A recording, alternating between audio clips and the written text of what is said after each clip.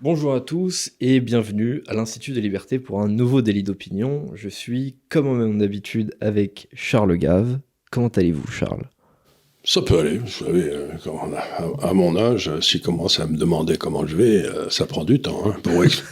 Tous les trucs qui marchent pas, l'émission ne suffirait pas. Donc je vais être bref, ça va. D'accord. Alors, je voulais ouvrir cette émission avec un sujet que à peu près personne n'avait vu, mais c'est un graphique de l'INSEE que j'ai vu passer sur Twitter. Qui en fait rendait compte de la consommation des Français hors tabac. Et donc en fait cette consommation, normalement, elle fait quasiment une ligne croissante. C'est une consommation en volume. Oui. Et donc en fait c'est donc voilà quasiment une ligne presque continue avec des petites variations, une petite descente sur un mois ou deux, voilà. Mais 68, ça fait un petit V, quoi. Voilà, et derrière ça reprend. Donc pas de souci. Sauf que sur ce graphique-là, on s'aperçoit que depuis un an à peu près, la consommation des Français ne fait que descendre de manière...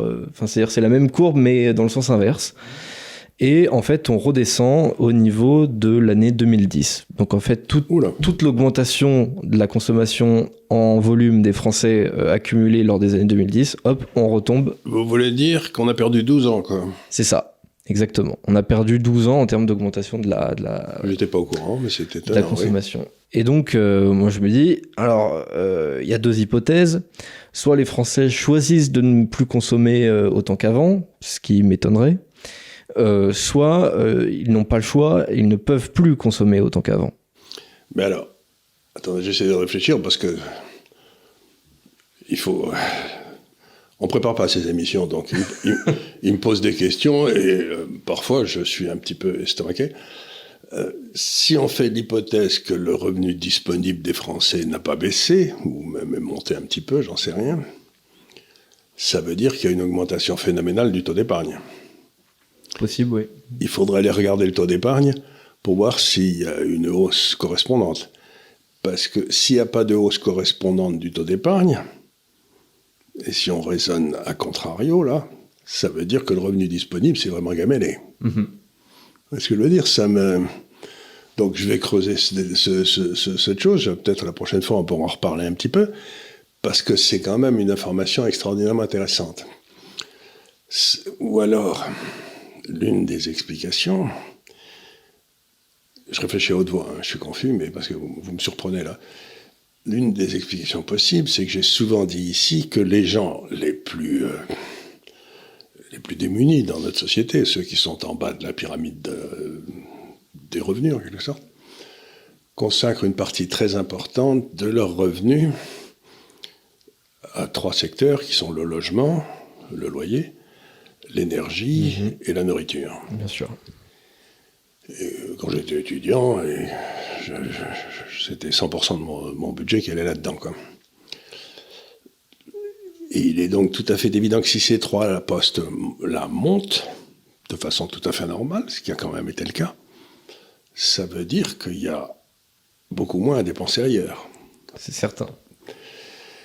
Et donc, c'est peut-être un signe que, dans le fond, les pauvres sont en train de se sont appauvris depuis un an de façon considérable.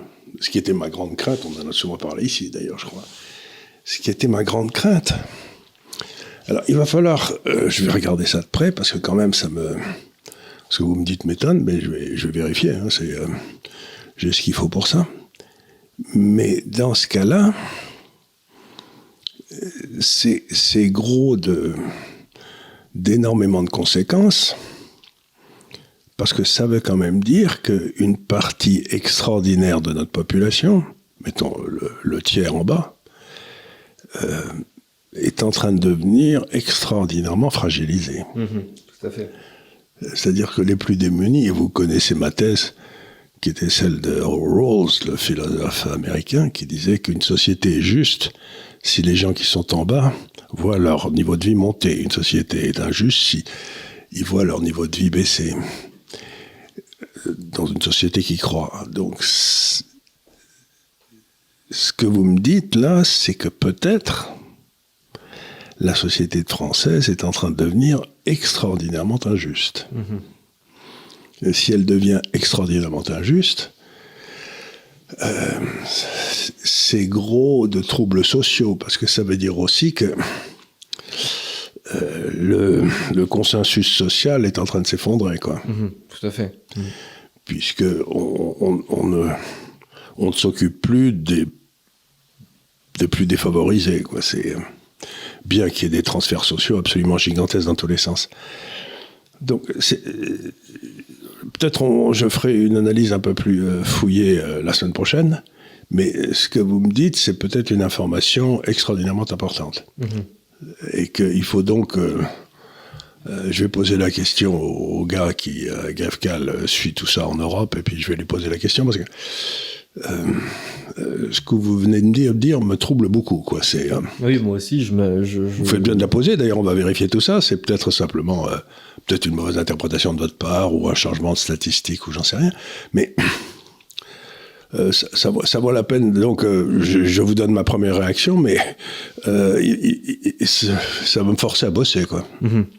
C'est sûr que, après, moi, ça me paraît évidemment inquiétant. Oui.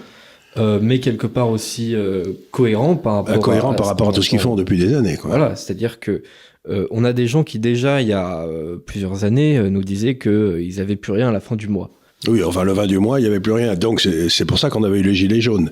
Mais à l'époque, il n'y avait pas eu cet effondrement dont vous parlez. Non, pas encore, oui, tout à fait. Donc, mais sauf qu'entre-temps, comme il y a eu quand même une augmentation assez phénoménale du coût, justement, de la consommation pour tout ça, pour les paquets de pâtes, pour le beurre, pour la viande, pour l'électricité, pour tout ça, forcément, s'il y avait déjà rien avant le 20 du mois, ça veut dire qu'il faut composer avec autant. Mais sauf qu'on ne peut pas acheter avec autant. On ne peut pas acheter autant. Donc on est obligé de réduire derrière la consommation. C'est obligatoire. C'est-à-dire, comme c'est très difficile de réduire, je sais pas, le chauffage ou peut-être le diesel que vous mettez dans votre voiture en fumant une clope, là, peut-être la nourriture c'est difficile aussi, ça veut dire que tout le reste, vous le coupez à l'os, quoi. Il n'y a plus rien. C'est-à-dire que ça devrait avoir un impact énorme sur, je sais pas, les ventes de places de cinéma. Vous savez ce que vous faites quand vous avez un petit peu d'argent de côté, un petit peu trop d'argent. C'est ça. Et d'ailleurs, c'est assez cohérent encore là-dessus, parce que le cinéma a du mal à se remettre encore. Les chiffres augmentent en ce moment, mais ils ont quand même du mal à se remettre à leur niveau d'avant Covid, d'avant 2020. Les gens sont collés sur Netflix, et puis voilà, ils changent pas, quoi. Oui, aussi, tout à fait. Et d'ailleurs, c'est aussi assez étrange. Les gens préfèrent rogner sur leur consommation alimentaire que sur leurs abonnements Netflix, par exemple. Ils préfèrent dépenser 10 € là-dedans que 10 € de pâtes. J'avais quelqu'un qui m'a servi de grand-mère, que j'aimais beaucoup, qui était dans une petite ville pas très loin de Paris, et qui tenait une bibliothèque de façon charitable, quoi. Elle avait une bibliothèque et prêtait des livres. C'était une ville ouvrière. Et il y avait des gens qui venaient chercher des livres tout le temps, puis ils les rendaient. Et elle me disait, ils ne prennent que des livres de fleurs bleues, vous savez, ils prennent jamais des livres sérieux. Alors, de temps en temps, elle leur disait, mais vous devriez lire ça, Et les gens lui disaient, vous savez, madame, la vie est tellement dure que on est content de lire ces histoires de fleurs bleues parce que ça nous pacifie. Et c'est peut-être ce qui était en train de se passer avec Netflix. Ils trouvent que la vie est tellement dure que regarder des conneries qui se passent dans la Californie ultra riche, ça les... Oui, sans aucun doute, oui, c'est sûr. Ça les change. C'est sûr. Je sais pas. Tout ça est triste. C'est sûr, oui. Si on coupait d'un coup Netflix et la télévision, on aurait, je pense, beaucoup plus de gens dans la rue, parce que faudrait bien faire quelque chose de son temps libre, quoi. Oui, et puis alors vraiment, non. Vous voyez, non, mais c'est intéressant. En tout cas, c'est un sujet qu'il va nous falloir... Faudrait creuser, oui. Je vais le creuser parce qu'on en parlera la fois prochaine. Je vais en parler à Cédric, qui est le gars qui s'occupe de ça chez nous. Mais c'est donc la consommation en volume en France. Oui, mesurée par l'INSEE. Voilà. C'est pas les ventes de détail, c'est la consommation. C'est tout ça. Bon, je vais regarder ça. Nous passons donc au sujet suivant. Nous avons donc maintenant les chiffres de l'immigration en 2020. Alors, l'immigration légale a encore augmenté. Donc, selon les données du ministère de l'Intérieur, on a 320 000 titres de séjour, plus 10 000 en comptant les Britanniques. Donc, les primo-délivrances de titres ont augmenté de 17% par rapport à 2021. Le motif familial n'est plus tout à fait le premier motif d'attribution. Il vient d'être devancé par le motif d'admission au titre d'étudiant, même si d'ailleurs le motif familial a quand même augmenté. On est passé de 86 000 à 90 000. Donc le titre d'étudiant, le motif familial, c'est le regroupement, quoi. Oui, c'est ça. Donc vous avez déjà une personne sur le territoire, elle dit oui, mais j'ai de la famille du pays, donc voilà, faut les faire venir.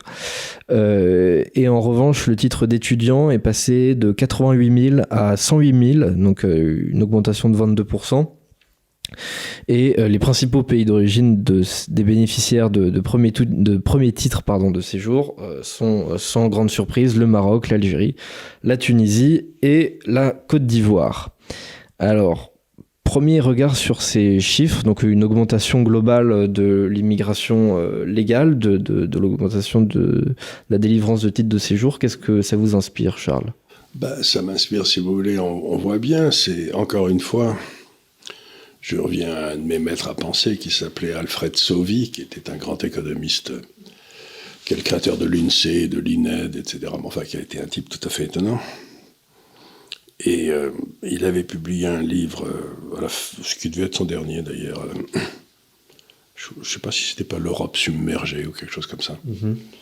Dans lequel il disait que compte tenu des tendances démographiques en Europe et en Afrique, aux alentours de 2020, il y aurait un véritable flux inarrêtable d'immigrés africains vers la France. Et il avait dit, il faut préparer le terrain, il faut essayer de leur faire créer des boulots là-bas. Et enfin, il avait tout dit ce qu'il fallait faire, et bien entendu, on n'a rien fait. Et je crois que, je le dis de mémoire, mais en 1945, il devait y avoir 500 millions de personnes en Europe. Il devait y avoir 500 millions de personnes dans toute l'Afrique. Et aujourd'hui, nous sommes à 450 millions en Europe ou quelque chose comme ça. Et on se dirige vers l'Afrique qui est nettement au-dessus de 1,5 milliard, quoi. Ouais. Donc, des déséquilibres comme ça, c'est un peu comme ça que l'Empire romain est tombé. Quand les types dans les steppes, là-bas à l'Est, ont commencé à faire des enfants comme des lapins, ils ont venu à tout le monde. Donc, il y avait le Mongol qui poussait le Hun, qui poussait le Hongrois, ce que je veux dire. Ouais. Et tout le monde finissait par se retrouver en train d'envahir la Normandie, quoi. C'était, et c'est un peu ça qui est en train de se produire, c'est-à-dire c'est une espèce de mouvement. Et ce qu'il y a d'extraordinaire, c'est l'absence de vision d'ensemble. Je vous donne un exemple. On a une politique agricole commune.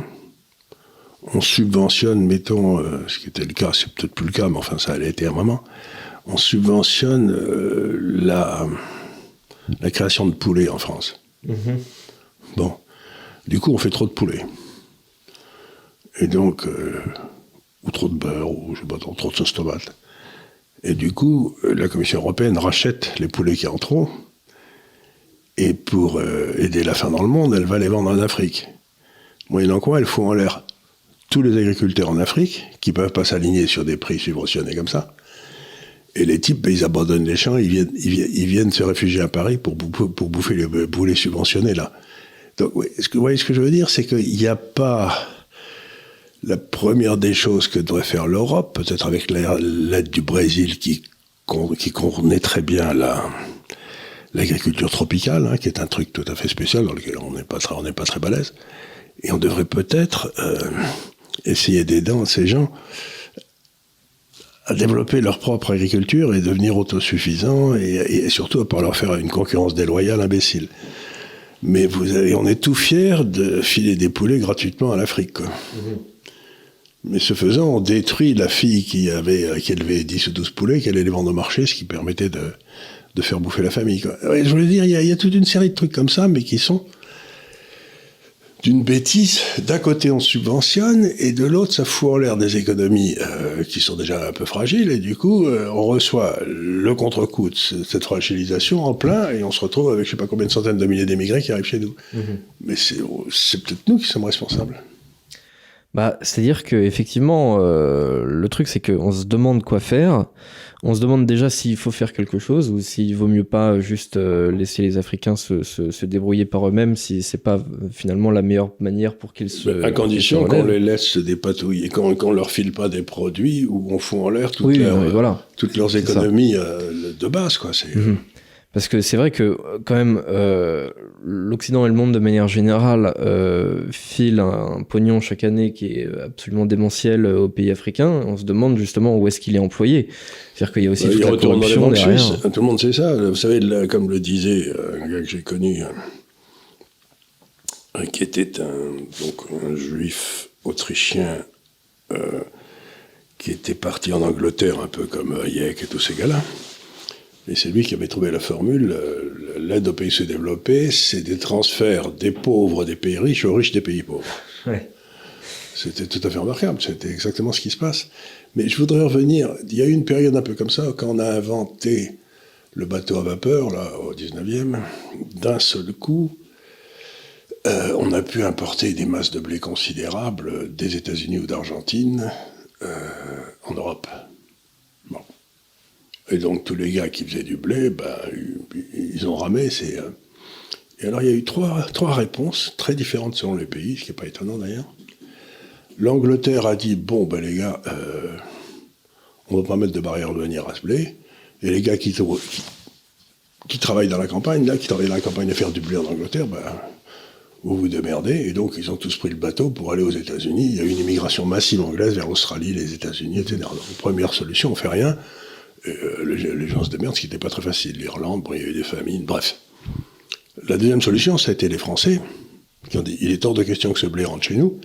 Donc on est resté avec 60% de paysans, ou 70%, donc tout le monde passait à 3 ou 4%. Et on est resté dans une société traditionnelle où rien n'a bougé, mais ça n'a pas été une bonne idée non plus. Et la dernière idée, ça a été les Hollandais, qui se sont dit, c'est le pied. On va acheter du blé, on va nourrir des cochons avec, et on vendra du cochon à tout le monde. Et aujourd'hui, la Hollande est le deuxième pays exportateur du monde, de produits agricoles. Donc, encore une fois, quand vous avez un bouleversement, une invention, parce que c'est une invention schumpeterienne, vous avez le protectionnisme, le laisser-faire et l'entrepreneur intelligent, quoi. Ouais. Et je crois qu'on n'a pas laissé sans doute assez de chance à l'entrepreneur intelligent africain.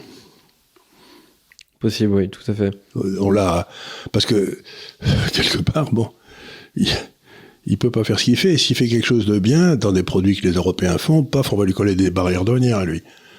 Donc, ils importent la bouffe pas chère, mais ils n'ont pas le droit de faire de la transformation avec pour essayer de revendre des produits avec forte valeur ajoutée. Donc, ce qu'il y a d'admirable, je trouve, avec l'économie, c'est qu'on a commencé à réfléchir sur les problèmes économiques. Aux alentours de 1700 en Europe, c'est à peu près en France, en Angleterre, on a commencé à réfléchir. Les premiers travaux sérieux sont sortis un siècle après, mais il y avait des gens qui réfléchissaient. Et on se rend compte qu'on n'a rien appris depuis. Ce que je veux dire, c'est que notre génération a les mêmes problèmes qu'avait connu la génération de la machine à vapeur, puis la génération du bateau, etc. On continue les mêmes conneries avec beaucoup d'enthousiasme. Oui, c'est vrai. Mais c'est quand même extraordinaire, cette incapacité d'apprendre. On va en parler après avec l'intelligence artificielle, justement, qui est un peu la nouvelle révolution technologique du XXIe siècle. Non, mais je suis fasciné par le fait que ces gars-là redécouvrent avec beaucoup d'intérêt à chaque fois la roue. Il y a quelqu'un qui invente la roue et hop, on repart à zéro, ou le feu. J'imagine que la première fois qu'il y a eu du feu, les premiers feux, ils ont dû se dire... je ne sais pas ce qu'on va en faire, mais il y a peut-être un qui a installé un restaurant, pour ce que j'en sais. Oui, mais peut-être même que l'invention du pouce opposable, finalement, a été une tragédie pour beaucoup de gens. Pour toute une série de singes, oui, vous avez raison. Donc, on n'apprend jamais. Moi, c'est ça que je trouve stupéfiant. Mais c'est vrai qu'avec justement ce déséquilibre démographique énorme entre l'Europe et l'Afrique, et avec en plus énormément d'Africains qui disent vouloir vivre en Europe un jour. Je sais plus de combien de pourcents des Algériens qui veulent immigrer en France. Je crois que c'est 25%, quelque chose comme ça, ce qui est évidemment énorme. C'est pour ça quand on me dit que De Gaulle a été un immense succès parce qu'il a résolu le problème de l'Algérie, je me marre doucement. Parce qu'il a dit, on va se retrouver, ça va être colombé les deux mosquées. Oui. Et puis finalement, après la solution qu'il avait trouvée, on va avoir les colombés les deux mosquées quand même, quoi. Oui, c'est ça. Donc, quelle est la réussite exactement? Expliquez-moi. C'est-à-dire que après, oui, on n'a pas forcément suivi l'idée de De Gaulle, qui était quand même de dire si on a un divorce, on consomme le divorce, quoi. Donc non, il a pas fait, non, ça, c'est sûr, ça. Non, mais ouais, moi je suis quand même assez fasciné par cette. Tout ça, je crois que c'est un manque de culture considérable. Parce qu'il y a une autre solution, si vous voulez. On a des populations vieillissantes, on a une épargne excédentaire. Allez. Bon, on devrait, mais enfin, pas tout le monde. Mais mettons qu'on a une épargne excédentaire, on devrait prendre cette épargne et l'investir massivement en Afrique pour y créer des usines, des infrastructures, etc. Et puis, ensuite, nos retraites seraient payées par ces gars-là, puisqu'ils font plein d'enfants. Il n'y a pas de problème. Ce qu'on fait, c'est qu'on ne le fait pas. On achète des obligations d'État en France, qui servent à rien, qui font aucun investissement. Et du coup, à la place d'avoir les gars là-bas qui nous paieront dans 20 ans nos retraites, ils viennent ici, où on espère qu'ils vont payer nos retraites. Ouais. C'est un peu con, non? Oui, après, est-ce que le secteur privé aussi investit massivement en Afrique Il investirait si c'était rentable. Ah oui, mais justement, si ça ne l'est pas... à partir du moment où on met des barrières dans tous les sens de santé, n'importe quoi, c'est pas rentable. Ouais. Après, à ce moment-là, vous ne devez pas vous étonner si les gars viennent chez vous. Oui, mais est-ce que du coup le problème aussi sur l'investissement, sur la capacité à être un entrepreneur justement en Afrique, une grosse partie du textile français qui est allé en Afrique du Nord. Hein. Oui, mais du coup, est-ce qu'on n'a pas aussi une grosse question politique? C'est-à-dire que justement, faudrait aussi avoir des pouvoirs démocratiques en Afrique, ce qui est pas forcément une évidence à l'heure actuelle. Oui, je sais pas. Mais ce que je veux dire par là, c'est que je sais pas s'il y a des solutions qui sont meilleures, mais je sais que celle qu'on a retenue est pas la bonne. D'accord. Écoutez, ça me permet en tout cas d'ouvrir sur la question suivante, qui est un peu l'immigration au futur. On a un projet de loi sur l'immigration. Bon, alors, on n'a pas grand-chose dans ce texte, et moi, quand j'entends parler de projet de loi sur l'immigration, ça me fait un peu sourire, parce qu'on en a des lois sur l'immigration, et elles sont jamais très appliquées. Et de toute façon, derrière, même si on fait une loi, je veux dire, on a quand même la direction européenne au-dessus, en toute logique. Donc, si jamais ça ne convient pas à l'échelon européen, je vois pas pourquoi on appliquerait le droit français tant que ce n'est pas constitutionnel. Donc, ça me paraît un peu compliqué. Donc, on a pour le moment pas grand-chose dans ce texte, mais on voit bien un peu le calcul politique. C'est-à-dire que d'un côté, en fait, il viserait à reconduire plus facilement les migrants à la frontière, surtout les délinquants. Et puis de l'autre côté, on a une nouveauté. Donc, on devrait être en capacité de régulariser des tas et des tas de clandestins pour des métiers dits en tension. Donc évidemment, c'est derrière le patronat du secteur en question qui va dire regardez, on a un métier en tension. Ce qui veut dire, globalement, on n'a pas trop envie de payer nos salariés très bien. Je sais pas, parce que par exemple, les métiers en tension, vous voyez là tous les jours dans les journaux, c'est les hôpitaux. Oui, ou la restauration, beaucoup. Ou la restauration, mais les hôpitaux. Donc, c'est des métiers à faible valeur ajoutée, c'est-à-dire à faible productivité. Ouais, c'est ça. Donc, ce qu'on fait, c'est qu'on fait rentrer des gens qu'on va mal payer, ce qui au début n'est pas gênant, mais qu'on va continuer à mal payer. Peut-être dans le cas des hôpitaux, comme il y a plus de gens maintenant dans les hôpitaux qui remplissent des papiers et qui donnent des coups de tampon que des gens qui voient des malades, on devrait libérer ces gens qui donnent des coups de tampon et qui bougent du papier et embaucher à la place des médecins. ou des infirmières. Donc, si ce que vous êtes en train de me dire, c'est de dire, nous, on va coller les Français dans des métiers où ils ne travailleront pas vraiment, où ils font semblant de travailler, et tout le travail vraiment pénible, depuis les poubelles jusqu'aux hôpitaux, ou je ne sais pas quoi, sera fait par des immigrés, ça ne me paraît pas particulièrement équilibré comme solution. Oui. Ça me paraît une histoire de fou, en fait. Et on va encore plus vers une espèce de France à deux vitesses. Vous savez, je crois que c'était dans Métropolis de Fritz Lang, là, le grand film. Il y avait les gars qui vivaient au-dessus, ils couraient dans l'herbe où il y avait des petites fleurs. Ils étaient heureux. Enfin, ils étaient beaux. Vous voyez, c'était très bien. Puis il y avait les gars qui travaillaient sous terre et qui eux permettaient aux autres de courir dans la petite herbe en étant. Si on va vers un système à la Métropolis. Ça marche pas, ça n'a jamais marché. Avoir une classe de quasi-esclaves pour que les... C'est ça, c'est du quasi-esclavagisme en fait. Et en fait, ce qu'on fait avec ces pays-là, c'est qu'on a réinventé le trafic d'esclaves, quoi. Et c'est pas normal. Prenons un autre secteur aussi où on a énormément recours à l'immigration, c'est le BTP. Oui. On l'a toujours fait parce que les mecs dans le BP, ils étaient italiens, espagnols ou portugais. Hein. C'est vrai, mais dans les années... leurs enfants devenaient polytechniciens, ou j'en sais rien, quoi. Oui, alors déjà d'une part, il n'y avait pas forcément de reproduction du milieu du BTP. Et puis, les travailleurs étaient tout de même plus qualifiés dans les années 60-70. C'est-à-dire qu'ils devaient avoir des notions un petit peu diverses, notamment derrière en électricité, en plomberie, ce genre de choses.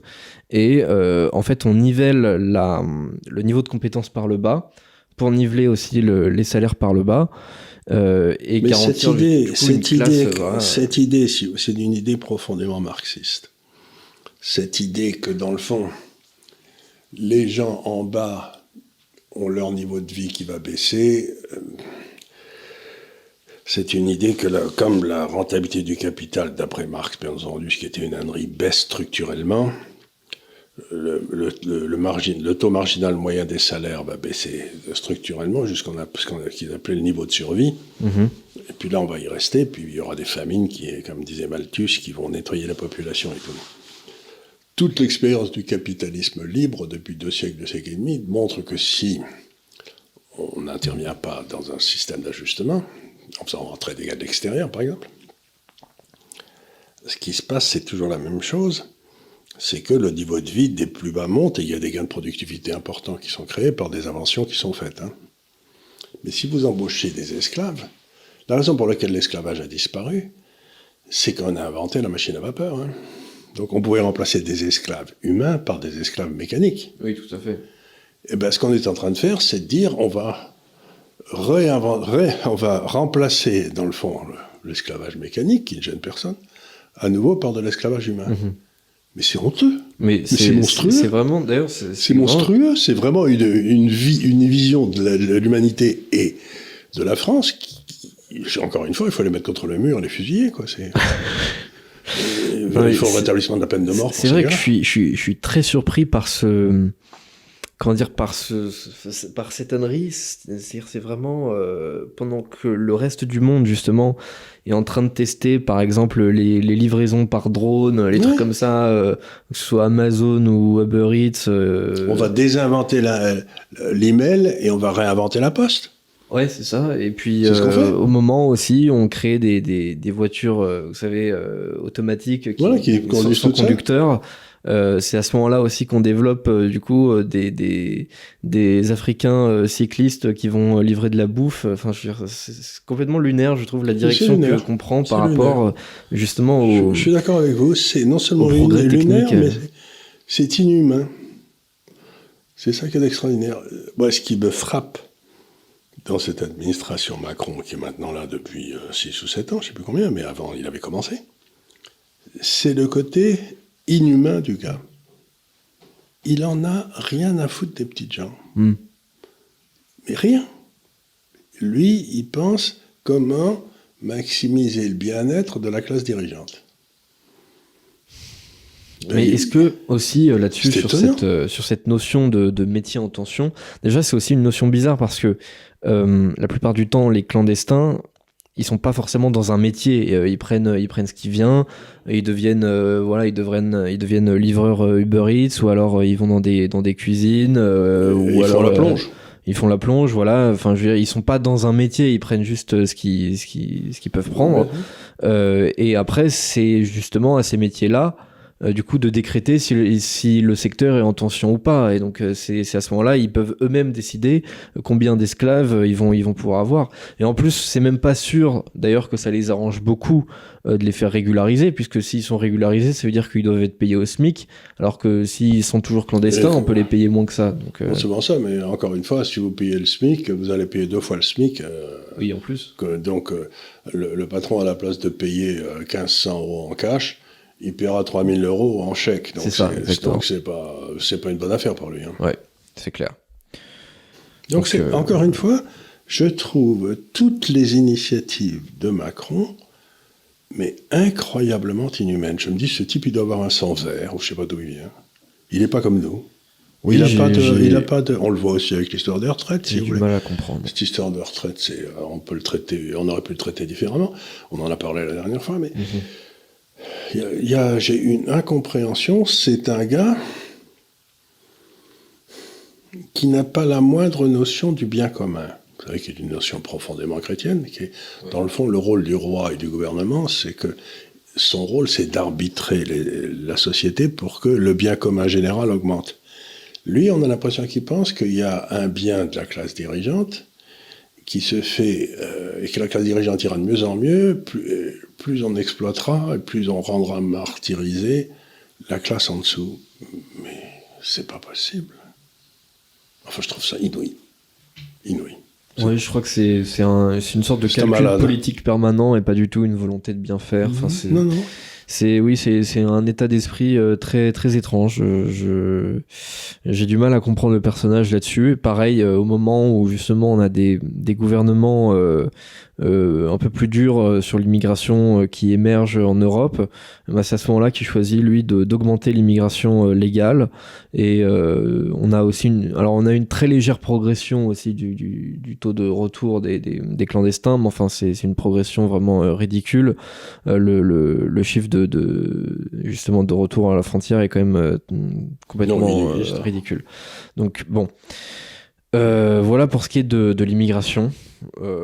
J'ai pas grand chose à ajouter là-dessus.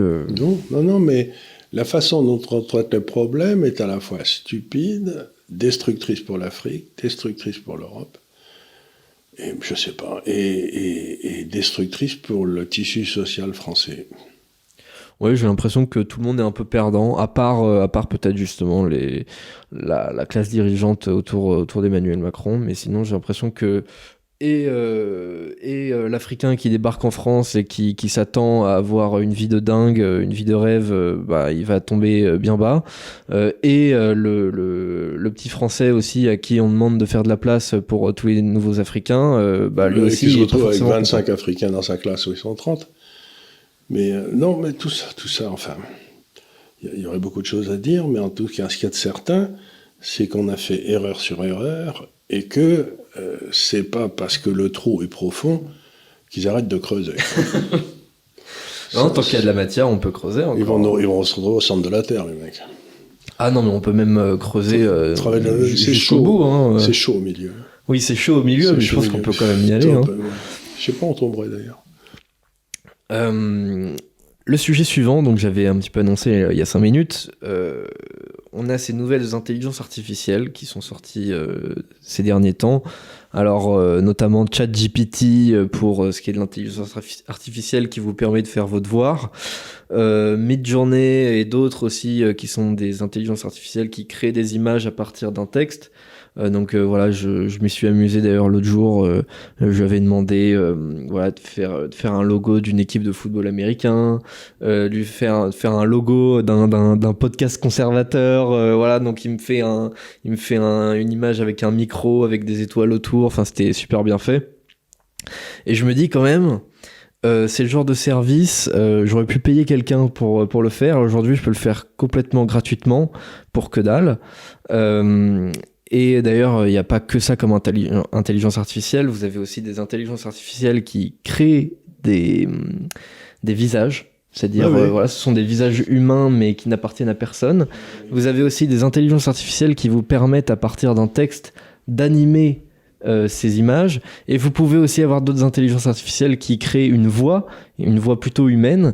Et donc, vous pouvez faire les trois ensemble. Et donc, vous pouvez créer un personnage qui fait des vidéos sur Internet et qui n'existe pas dans la réalité. Ce qu'on vous a pas dit, c'est que tout l'idéal aujourd'hui, c'est d'intelligence artificielle, que je n'existe pas. Je n'existe pas non plus. On est tous des images animées par le... Non, mais ça, c'est des bêtises.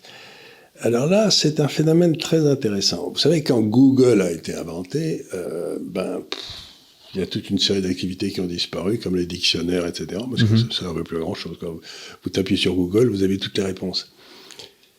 Mais Google, il fallait que vous posiez une question précise, et puis vous donnez une réponse, toutes les réponses précises qui correspondaient à votre question précise. Là, ce qu'il y a d'extraordinaire, c'est que vous posez une question qui est ouverte, oui. Et il va y répondre aussi, et parfois en vous donnant les éléments auxquels vous n'aviez pas pensé. Alors, j'ai un de mes amis qui s'intéresse à tout ce qui est business, et il a posé une question, j'ai un nouveau produit, comment je peux le faire ? À qui je peux le vendre ? Et alors, le type est venu, la machine, en 30 secondes, elle lui a dit, alors vous pouvez le vendre en business to consumer, vous savez, c'est-à-dire vous le vendez au consommateur final comme votre produit, donc voilà comment vous devez faire, enfin l'approche. Vous pouvez le vendre en business to business, c'est-à-dire entrepreneur à entrepreneur, à une autre société, voilà. Donc ça, vous savez très bien, c'est dans tous les trucs de marketing, hein. Vous vendez soit au public, soit à d'autres entreprises, c'est les deux trucs qui comptent. Et puis il en a sorti une troisième et il dit vous pouvez vendre au gouvernement aussi, auquel le banque n'avait pas pensé parce que personne ne l'avait jamais dit. Donc c'est rigolo parce que ça peut vous ouvrir des pistes auxquelles personne n'a pensé, quoi. C'est vrai. Et donc c'est pas simplement mauvais. Alors maintenant, dans l'éducation, ça va poser un problème. C'est que on emmerdait tous les pauvres étudiants français, écoliers français, à faire des devoirs à la maison. Ouais. Des devoirs à la maison, c'est fini. Effectivement, en fait. Parce que ils vont tous arriver avec la même copie, quoi. Oui, mais d'ailleurs, c'est ce qui est arrivé. Évidemment, comme on est encore au début, personne ne fait attention, et donc on recopie bêtement. On peut recopier littéralement la question de l'énoncé. Et donc forcément, ChatGPT va derrière générer soit la même réponse, soit des réponses très très similaires avec les autres. Et en plus, on a aussi des détecteurs d'intelligence artificielle. Donc même si vous n'avez pas tout à fait les mêmes réponses, vous vous dites, c'est bizarre comme genre de formulation, c'est un peu étrange. Tiens, je vais me mettre sur le détecteur d'intelligence artificielle, il va vous dire, hop, à 99%, c'est sûr, c'est une intelligence artificielle. Et hop, allez, c'est 0. C'est 0, vous avez copié et vous avez essayé de m'en fumer. Ouais. Et donc, ça veut dire qu'on va réinventer à l'école le devoir fait sur table. Comme on appelait ça à mon époque, on faisait une composition. Oui. On allait bosser à la maison, on était censé apprendre. Oui, puis ensuite, vous rentriez dans une pièce, vous laissiez votre ordinateur et votre téléphone. À l'époque, il n'y en avait pas, mais enfin, vous laissiez votre dictionnaire ou votre... Et puis, vous faisiez votre composition sur table. Ouais. Et puis, donc, on va réinventer la composition sur table. Ce qui veut dire que ces compositions sur table étaient surveillées par des pions. Oui. Il n'y en a plus. Ah, moi, il y en avait encore à mon lycée. Après, je sais pas pour les autres. Non, mais je veux dire, il va donc un métier d'avenir, c'est de devenir pion, parce que là, il va y en avoir, parce que les professeurs, ils vont pas être très contents à l'idée de surveiller les devoirs sur table le samedi matin, par exemple. Donc, compte tenu de l'heure au travail qu'ils mettent. Donc, je me dis, et on va se retrouver devant la fameuse contradiction de la stratégie militaire qui est que c'est la lance ou le bouclier, quoi. Vous voyez ce que je veux dire, c'est de temps en temps c'est la lance qui gagne, de temps en temps c'est le bouclier, donc de temps en temps c'est l'offensive, de temps en temps c'est la défensive. Là, les machines viennent de faire un pas énorme dans notre direction. Et maintenant, il va falloir qu'on apprenne à les utiliser intelligemment. Voilà, c'est comme Comme tout le monde, vous savez, quand on est passé des hiéroglyphes égyptiens à l'écriture grecque, il y a toute une série de gars qui étaient des scribes. On n'a plus besoin d'eux parce que tout le monde savait écrire. Oui, c'est clair, oui. Ben là, si je veux dire, logiquement, je réfléchis à haute voix là, logiquement, ça devrait favoriser terriblement les esprits originaux. C'est-à-dire le type qui sort un truc que la machine n'aurait jamais sorti. Ouais. Oui, c'est vrai. Et puis. Par contre, le premier de la classe, mon fameux Agnan, là. Ouais. Agnan, il est mal, Agnan. Ah, lui, il va être sur le banc, là, parce que. Agnan, la maîtresse va lui dire, écoute. Ça va être compliqué pour lui. Ça va être compliqué. Mais sinon, ça va permettre le gars qui a une idée et que les autres n'ont pas eu, ben, la machine ne l'aura pas eu non plus, quoi. Ouais. Donc, et aussi, ça veut dire que moi, je serais actionnaire de Google, je me ferais du souci. Oui, bah, je crois que c'est Microsoft, Microsoft a mis 10 milliards de dollars dedans. Voilà, c'est ça pour. Et Musk. Ouais. Et Musk, on retrouve une fois ce bras de Musk, encore une fois. Mais d'ailleurs, ChatGPT, c'est pas la seule intelligence artificielle comme ça. Il y en a d'autres. D'ailleurs, il y en a d'autres qui sont moins connues, mais qui semblent être plus performantes. Parce que aussi, ChatGPT a des biais. Par exemple, bon, si vous lui parlez de différence entre les sexes, enfin, par exemple, si vous lui demandez de faire une blague sur les femmes, bon, il va pas trop bien le prendre. Donc, il va vous dire, non, je ne peux pas faire ça. Vous voilà. savez, les machines, je sais pas, mais... Le sens de l'humour, c'est quand même un truc qui est quand même assez humain, quoi. Donc, oui, non, mais c'est très humain, sauf que il comprend quand même le concept de blague. Donc généralement, ce qu'il va faire, c'est qu'il va fouiller sur Google des blagues sur ce que vous lui demandez, et donc il va vous en ressortir une, quoi. Mais il va comprendre, je pense, la matrice de la blague avec peut-être le système de chute. Ouais. Ça va être. Je crois pas que la machine sera jamais capable d'écrire le rouge et le noir, quoi. Non, ou les frères Karamazov. Ça peut-être pas, ouais, je sais pas. Mais cependant, ils sont quand même. Vous pouvez lui demander d'écrire un poème. Hein. C'est quand même remarquable. Ah bah oui, les poèmes, surtout que c'est très codé, les poèmes. Oui. Donc, on va se retrouver. Moi, je trouve ça absolument fascinant, mais après, il va falloir apprendre à s'en servir, ça va être incroyable. C'est-à-dire que c'est pas le tout, effectivement, de s'en servir, il faut savoir s'en servir, et moi, je suis vraiment très, très novice là-dedans, donc je comprends pas grand-chose encore, je suis vraiment au niveau zéro de la compréhension de ces outils, mais il y a des gens qui apprennent à vraiment les utiliser de manière remarquable, et qui peuvent, avec un même outil, faire beaucoup plus que voilà, que le par novice. exemple, moi, dans mon métier... Ce que j'aimerais lui poser comme question à cet animal-là, c'est lui dire, est-ce qu'on est dans un bull market ou est-ce qu'on est dans un bear market ? Ouais. Donc, le type aille chercher, si vous voulez, toutes les caractéristiques. Parce que dans mon métier, c'est extraordinairement important de savoir si on est dans un marché haussier ou si on est dans un marché baissier, parce qu'on ne gère pas du tout le pognon de la même façon. Donc vous dites, on est dans un marché haussier, les gars. Je peux bourrer, ça va les mecs. Ouais. Et il vous explique pourquoi, donc il va chercher tous les critères qui dans le passé ont été là. C'est ce que je fais depuis 50 ans, mais là il peut le faire en 5 minutes, lui. Oui, c'est ça. Donc je vais lui poser la question, dès que je comprendrai comment ça marche. Ouais. Alors, est-ce qu'on est dans un marché haussier ou un marché baissier ? Et puis je vais le laisser bosser un peu, parce que moi ça fait 50 ans que je bosse sur le sujet, donc on va voir la réponse qu'il me donne. Ouais, c'est vrai. Je pense que vous pouvez tout à fait lui poser la question et il va vous répondre. Hein. Il va me répondre et je vais voir si ça marche. Ouais. Et pareil, ChatGPT est capable de coder. Donc vous pouvez par exemple lui dire, voilà, j'aimerais faire un jeu. Alors vous lui expliquez votre jeu correctement et il va être capable de le coder. Je trouve ça complètement dingue. Mais il sera jamais capable de tricher. Non, il sera pas capable de tricher là-dessus. Voilà, c'est ça le problème. C'est là où on a un avantage immense. Oui, c'est sûr. C'était mon cher père qui faisait des tas de réussites avec des cartes là. Et puis quand ça marchait pas, il trichait. Oui, ça la machine va pas le faire. Elle ne saura pas faire. Hein. Non. Donc il battrait la machine à chaque fois, quoi. Oui. Oui, c'est sûr, c'est imparable. La triche, si on sort du jeu. Voilà, c'est ça. Et les humains ont tendance à sortir du jeu plus fréquemment qu'on ne le pense. Donc, c'est vrai. Donc il y a un monde entier qui s'ouvre aux tricheurs. Mais ça encore, il y a une bonne nouvelle.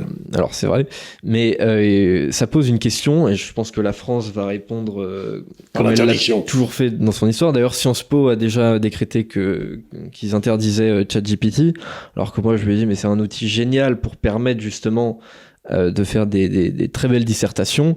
Moi, je m'en servirais pas tellement pour faire un copier-coller, mais pour demander à l'intelligence artificielle de quoi je pourrais parler, quoi, et sur quoi je pourrais ouvrir. Enfin voilà, fais-moi un listing des trucs importants. Peut-être que moi j'en aurais oublié, que l'intelligence n'aurait pas oublié, et donc j'en parlais par Sciences Po, c'est pas difficile. Le plan est toujours le même. Il faut se laver les dents dans un verre à pied et les pieds dans un verre à dents, puis comme ça. Puis ensuite, conclusion, quoi. Donc, à mon avis, la machine le fera très bien, ça. Oui. À mon avis, la machine va être reçue à l'ENA les doigts dans le nez, quoi. Ouais. Mais d'ailleurs, alors Léna, je sais pas, on lui a pas encore posé la question, je crois, mais elle a réussi plusieurs tests d'admission pour des grandes écoles américaines. Ouais. Ça c'est vrai. Donc forcément, ça pose derrière des grosses questions pour l'éducation, qui va devoir s'adapter évidemment à ces outils plutôt que de les interdire, ce qui me paraît un petit peu compliqué. Plus je réfléchis, plus je me dis que les universités, les écoles, sauf pour les connaissances techniques, comme de faire un pont ou d'être docteur ou d'être juriste, ça va vraiment plus servir à rien, parce qu'il y a tellement d'informations et de façons d'acquérir d'informations sur le net aujourd'hui que je vois pas pourquoi les pauvres parents doivent payer 30 ou 40 000 $ par an pour une université américaine ou plus. Ah oui, bien sûr. Dont ils sortiront en n'ayant rien appris, quoi. Oui. Il faudrait mieux les coller devant la machine et mais peut-être que justement c'est ces outils-là qui vont permettre justement au marché du travail de réaliser que toutes ces écoles c'est complètement bidon, et que de toute façon en fait c'est pas réellement ça qui compte. C'est pour ça que je dis à tout le monde, devenez ingénieur, les mecs. Oui, ça. Ou militaire. Devenir ingénieur, ouais. Ou militaire, oui, ça c'est sûr. Il y a un très bel avenir dans l'armée, là. Après, on va peut-être faire des robots militaires aussi. Il y en aura déjà, mais. Oui, il y en a déjà plein. Mais ouais, mais d'ailleurs, ça derrière, ça pose la question aussi pour beaucoup d'emplois. Par exemple, je parlais tout à l'heure, je me disais bon, l'artiste numérique là à qui je demande de faire mon logo habituellement, bon bah là, autant dire que je vais pas l'appeler, quoi. Bah non, le gars qui codait. Pareil, le codeur. Le gars qui codait en Ukraine ou en Russie parce que vous aviez besoin d'un truc. Vous n'avez peut-être pas besoin de le... Ouais. Non, mais ça change tout, mais en même temps, ça ouvre des possibilités quasiment infinies. C'est ça. Après, on va avoir un problème peut-être d'adaptation du marché du travail, parce que là, on a une révolution qui est quand même extrêmement rapide. C'est-à-dire que je pense que on a donc ce thème de la destruction créatrice. On a une nouvelle technique, donc on a forcément plein de métiers. Mais il faut chercher qui va être détruit par ça. C'est peut-être pas tellement les emplois existants, etc., où il faut de l'expérience, il faut du courage, il faut se bagarrer. C'est tout. Par exemple, si cette machine pouvait me remplir sans aucun problème tous les papiers administratifs à la con que je dois remplir dans tous les sens. Oh, quel bonheur. Vous vous rendez compte le marché? Ou remplir ma déclaration fiscale, allez. Oh, le pied, ouais. Vous vous rendez compte? Faites-moi la déclaration fiscale, je lui rentre les trucs, et lui, il l'a fait, et puis quand je vais voir l'inspection des impôts, là, ils me disent, elle n'est pas juste, votre truc. Comment elle n'est pas juste? C'est... Mais peut-être même, on ne sait pas que l'administration elle-même va le faire vérifier par la même machine. Ouais, mais on ne sait pas, voilà. Non, mais c'est tout ça, c'est passionnant, mais on va... Vous savez, c'est la vieille blague, il y a des informaticiens qui réunissent tous les ordinateurs du monde, ils en font qu'un seul réseau, ils travaillent comme des fous, etc. Et donc le réseau est prêt, et l'informaticien pose la question, est-ce que Dieu existe ? Et la machine répond, à partir d'aujourd'hui, oui. Pas mal. Est-ce que c'est vers ça qu'on va? Je sais pas. Ouais. Après, c'est sûr aussi, comment dire, on a des belles inventions, par exemple les calculatrices aussi. Malheureusement, moi, j'ai pas énormément utilisé la calculatrice, ce qui fait que je suis pas mauvais en calcul mental. Et je sais que le calcul mental, moi j'aime bien être bon en calcul mental quand même. Mine de rien, c'est quand même pratique. Et je pense qu'il y a beaucoup d'enfants aujourd'hui qui sont très très mauvais en calcul mental. Enfin, de toute façon, c'est mesuré depuis les années 70. En gros, le niveau s'effondre complètement. Et même moi, je dois être plutôt mauvais peut-être par rapport à ce que j'aurais été dans les années 70. Et pareil sur l'orthographe, des trucs comme ça. Je me dis, c'est peut-être bien d'avoir une sorte d'entre-deux l'entre-deux, c'est-à-dire jusqu'à un certain âge, on apprend vraiment à l'ancienne, et puis, je sais pas, peut-être à partir de 12 ans, 13 ans, on commence à apprendre des outils comme ça, numériques. Enfin voilà pour ce sujet qui, ma foi, est fort réjouissant. En tout cas, moi, je trouve ça extrêmement intéressant et j'ai hâte d'en savoir plus sur ces outils. Je suis tout à fait d'accord. On va reparler un petit peu de l'Ukraine, peut-être pas très longtemps, parce que on a quelques nouveautés, mais en même temps pas de grands bouleversements. On a quelques petites reprises territoriales de la part de la Russie, sans que ce soit extrêmement important non plus. Comment lire ce conflit aujourd'hui ? J'ai un peu du mal à le lire. Écoutez, moi, là, encore une fois, je suis loin d'être un spécialiste de la chose militaire. Oui, enfin, j'ai lu des choses dessus depuis... parce que la stratégie militaire, ça, c'est intéressant comme sujet. L'impression que j'ai, c'est que... qu'est-ce qu'ils avaient fait, les Ukrainiens ? Ils avaient bâti en face du Donetsk et de Donbass, là, des espèces de lignes Maginot sur une assez grande profondeur géographique. En se disant, si les Russes arrivent, il faudra qu'ils prennent ces trucs-là, ce qui sera très difficile, ils auront des pertinences, etc. Ce qui semble se passer, mais je suis loin d'en être certain, c'est que les Russes prennent, c'est littéralement un travail avec une fourchette d'escargot, quoi. Il faut aller chercher les gars dans son bunker, l'un par un, c'est très long. Il semble, d'après ce que je lis, ce que j'écris, ce que je vois, il semble que les Russes sont en train de faire sauter la dernière des lignes. C'est-à-dire autour de... Comment ça s'appelle ce bled ? Je sais plus. Donc ils sont passés, ils sont en train de sauter. Quand ils auront pris le contrôle, ils ont pris la première, deuxième, troisième ligne, quand ils auront pris le contrôle de la troisième ligne, à ce moment-là, il n'y a plus rien. Et donc, logiquement, ils sont en train de grignoter, comme vous dites, des petites... Et quand ils auront fini de grignoter, à ce moment-là, il n'y a plus que la plaine entre eux et le... Donc, logiquement, vous devriez avoir une attaque massive des forces russes une fois qu'ils ont grignoté le dernier truc. Et la preuve en est peut-être que le Washington Post, qui est l'organisme officiel de la CIA et de l'armée américaine, vient de dire nous, on serait peut-être envoyé un ballon d'essai aux Russes, on est peut-être prêt à négocier. Parce que dès le moment où cette dernière ligne est enfoncée, à ce moment-là, la question c'est est-ce qu'ils prennent Odessa, tout à fait au sud, là. Et s'ils prennent Odessa, à ce moment-là, s'ils laisseront comme territoire à l'Ukraine, en cas de... C'est un territoire sans sortie sur la mer. Oui.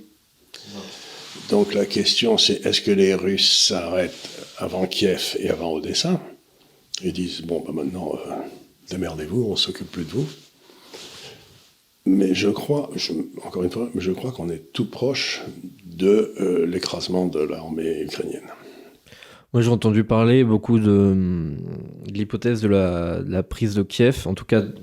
Je suis pas certain qu'il va y prendre Kiev. De cet objectif comme étant le premier objectif des Russes, apparemment. Je crois pas qu'il va y prendre Après, Kiev. Je sais pas ce que ça vaut. Parce que, d'abord, oui, c'est une très grande ville, donc ça pose des problèmes logistiques pour nourrir, etc. On avait vu au tout début du conflit, moi je me suis je crois dit qu'au ça va début être du plié en 2 jours. ce qu'il voulait faire, c'était simplement forcer une négociation tout de suite.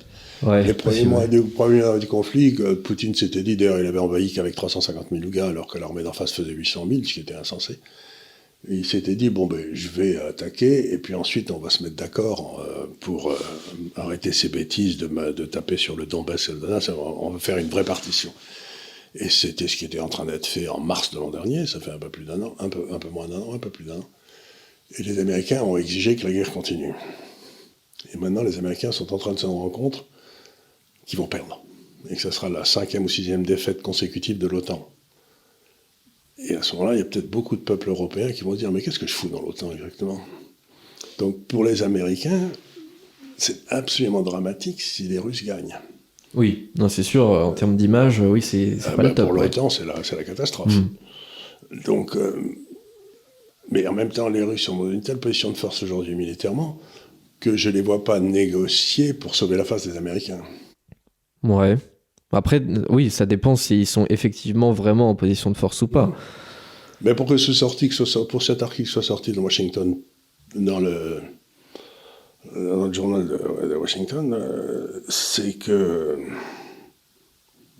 ça va mal. Mais d'ailleurs, Joe Biden a refusé la livraison de F-16. Le F-16, et surtout la livraison de missiles, parce que s'ils veulent faire monter le truc s'ils veulent aller aux extrêmes, comme Clausewitz le dit, à ce moment-là, ils ont besoin de livrer des armes offensives. C'est-à-dire que Zelensky puisse bombarder Moscou. Et là, à ce moment-là, on sait tout ce que ça veut dire. C'est-à-dire qu'à ce moment-là, ils vont... Donc, le but des Russes, ça semble être d'avancer à partir de l'Est, c'est ça, franchir cette ligne de fortification. Et de l'autre côté, sans doute de faire descendre des troupes de la Biélorussie pour fermer la frontière avec la Pologne, de façon à ce que les chars, les avions puissent pas arriver. Quoi. Oui, casser la ligne d'approvisionnement. Donc, on va voir si ça se passe, mais si ça se passe, ça va se passer dans les 2 mois, quand le sol est encore gelé. Quoi. D'accord. On va voir, parce que c'est vrai qu'il y a aussi plusieurs observateurs qui avaient parfois plutôt des bons arguments, mais qui disaient effectivement, oui, bon là, d'ici quelques semaines, c'est plié.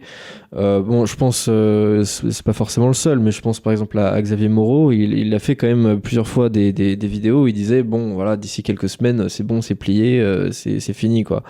Et jusque-là, en tout cas, en tout cas, les Américains ont fait deux erreurs incroyables. Si vous voulez, c'est que tout le monde dans la stratégie militaire, dans l'histoire militaire, c'est qu'il y a 2 pays qu'on n'attaque jamais. C'est l'Afghanistan et la Russie. Ces 2 pays, si vous voulez, tous les gens qui sont allés dans l'histoire se sont cassés les dents. Bon. Donc, après avoir perdu en Afghanistan, ils avaient à peine qu'ils avaient-ils perdu en Afghanistan qu'ils attaquaient la Russie. Faut être très con quand même. Là, c'est pas tout à fait la même chose. Je trouve que c'est plus défendable sur le principe. C'est pas tellement attaquer la Russie, c'est défendre un pays qui est attaqué par la Russie. Alors certes, on est toujours contre la Russie, mais c'est pas... Non, j'entends bien, mais si vous voulez, ça fait... vous lisez tous les travaux stratégiques des États-Unis, des néocons, etc. Ça fait 30 ans qu'ils écrivent qu'il faut créer une guerre entre la Russie et l'Ukraine. Ah non, mais ça... donc il y avait une volonté des États-Unis de créer une guerre avec la Russie. Ils y sont arrivés, en tuant des Russes d'ailleurs, dans le Donbass et le Donetsk.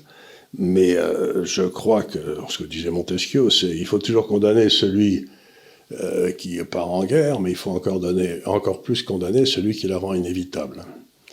Et les Américains ont rendu l'attaque des Russes inévitable. Ils ont fait tout ce qu'il fallait pour que Poutine attaque, puisque c'est un type comme Xavier Pozzo-di-Borgo, qui était donc sénateur en charge de toutes les affaires avec la Russie pour la France. Il est allé en Russie avec Hollande, avec Sarko, et Poutine à chaque fois leur disait, si l'Ukraine rentre dans l'OTAN, je vous rentre dedans. Il l'a dit 25 fois. C'est la guerre. Non, mais ça, et donc, ils ont tout fait ils ont tout fait. Aucun doute. Et quand on a vu aussi que les accords de Minsk, pour traiter le problème du Donetsk et du Donbass, Madame Merkel a dit que c'était un coup de pipeau, qu'elle n'avait jamais eu l'intention de le respecter. Donc, c'est vraiment se foutre du monde. Quoi. Oui. Ça, c'est donc dire que c'est les Russes qui ont attaqué.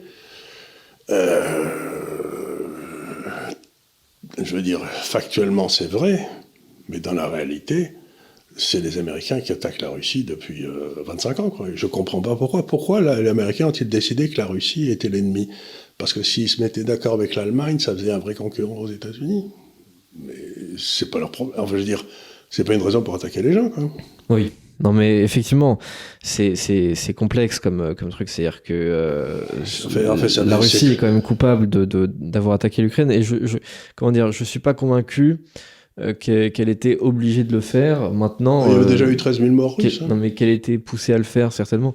Oui, mais ça, Charles, les morts russes, c'était quand même beaucoup des soldats. Non, c'était la population civile dans Donetsk qui était bombardée à partir de l'Ukraine. Parce qu'ils avaient fait sécession. Oui, mais l'essentiel des morts en 2014, c'était des soldats. Des 2 côtés, d'ailleurs, des soldats ukrainiens, des soldats russes. Je ne cherche pas à dire ça. Je dis, en tout cas, il me semble qu'aujourd'hui, d'après les trucs que je vois, le colonel McGregor aux États-Unis, qui est assez marrant, qui parle bien, qui a l'air d'être bien informé aussi, les Russes tirent à peu près 22 000 obus par jour et les Ukrainiens n'ont pas de quoi en tirer 2000. D'accord, intéressant. Donc les carottes sont cuites, quoi. D'accord. Bah écoutez, en tout cas, ce qui est... On va voir, si vous me demandez mon opinion, je la donne, mais ça ne veut pas dire que j'en sais plus que... Non, mais c'est pour ça, en tout cas, je sais sûr. plus que les gars qui regardent la télévision française, ça c'est sûr. Non, mais c'est sûr, c'est pour ça que je vous demande. Évidemment, absolument rien n'est certain. Et de toute façon, seul on sait que, par exemple, maintenant, on n'a aucun doute, on sait que c'est les États-Unis et l'Angleterre qui ont fait sauter le pipeline. Maintenant, on le sait. Ouais. C'est un crime. Oui, c'est vrai que oui, ceux qui ont attaqué, on l'a vite oublié celui-là, oui, c'est vrai. On sait que c'est eux qui l'ont fait sauter maintenant. D'ailleurs, ils le disent. Donc, vous vous dites, mais qu'est-ce qu'ils ont attaqué comme ça? Les États-Unis, ils ont attaqué dans les 20 dernières années la Yougoslavie, la Libye, l'Afghanistan, l'Irak, la Syrie, enfin, ils en ont pas marre d'attaquer les gens et de se prendre une branlée à chaque fois? Non, je crois qu'ils en ont pas marre, non. Il faudrait peut-être les arrêter un peu, quoi. Non. Bah écoutez, on est quand même on est à 1 heure d'émission. Je voulais aborder un dernier thème, mais je pense qu'on va peut-être le faire la semaine prochaine. Ça va permettre de faire un peu de teasing, comme on dit en anglais. Je voulais aborder le thème, est-ce que l'économie mondiale va repartir bientôt? Donc, pour connaître la réponse de Charles, il faudra regarder le délit d'opinion de la semaine prochaine. Sur ce, j'aurais peut-être changé d'avis d'ici là. Vous aurez peut-être changé d'avis d'ici là, mais voilà, ça peut être intéressant. Mais d'ailleurs, si vous deviez répondre là, juste maintenant, par oui ou par non, l'économie mondiale va-t-elle reprendre bientôt? Je dirais, elle est sans doute en train de reprendre à cause de la réouverture de la Chine, ce qui veut dire que l'inflation va réaccélérer. D'accord. Donc c'est... On ira plus loin la semaine prochaine. Sur ce, je vous remercie évidemment pour votre attention, puisque il va de soi que vous avez regardé cette émission dans son intégralité et que vous vous êtes pas arrêté à la moitié. Et n'oubliez pas de pousser sur les boutons là pour... Ah oui, non mais ça c'est extrêmement important. Faut savoir que mettre des commentaires ou mettre des pouces, ou même encore mieux, partager la vidéo sur les réseaux sociaux ou sur vos groupes de discussion. Rappelez votre ennemi du lycée et dites-lui regardez cette vidéo, c'est important. Voilà, pour ton éducation personnelle. Toutes ces choses-là sont extrêmement importantes pour nous aider à faire des bons chiffres sur YouTube, à faire en sorte que les gens reconnaissent encore plus Charles dans la rue. Moi d'ailleurs aussi on me reconnaît de temps en temps, c'est marrant. Et sur ce, je vous souhaite écouter une très bonne semaine. Je vous rappelle aussi que nous sommes sur tous les réseaux sociaux, TikTok, Instagram, tout ça, Twitter, Facebook. Et sur ce, avec Charles, nous vous disons à la semaine prochaine pour un nouveau délit d'opinion. Merci.